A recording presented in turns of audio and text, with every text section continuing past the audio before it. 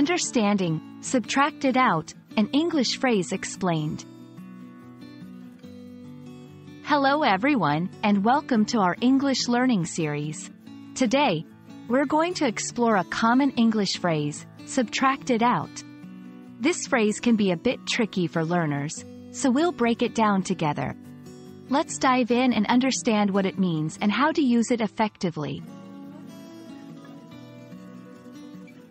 Subtract it out is a phrase that originates from mathematics, where subtract means to take away one number from another. However, in everyday English, this phrase takes on a more metaphorical meaning.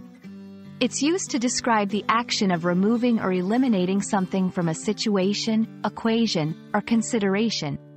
For example, if you're calculating your expenses and you say, "Let's subtract it out," it means you want to remove a particular expense from the total.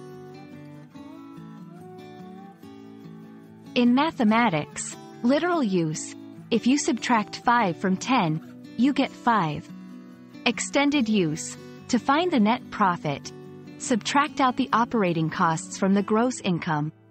In everyday conversation, problem solving, to figure out the issue, let's subtract out the variables we know are not affecting the outcome. Decision making, when planning our trip, we need to subtract out the days we can't travel due to work commitments. Don't overuse it. Use this phrase only when it makes sense in the context of removing or eliminating something. Context is key. Remember that its usage in everyday language is more metaphorical than literal. Not just for numbers.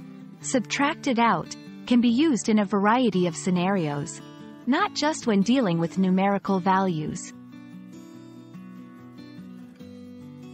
I hope this explanation helps clarify the meaning and usage of subtract it out.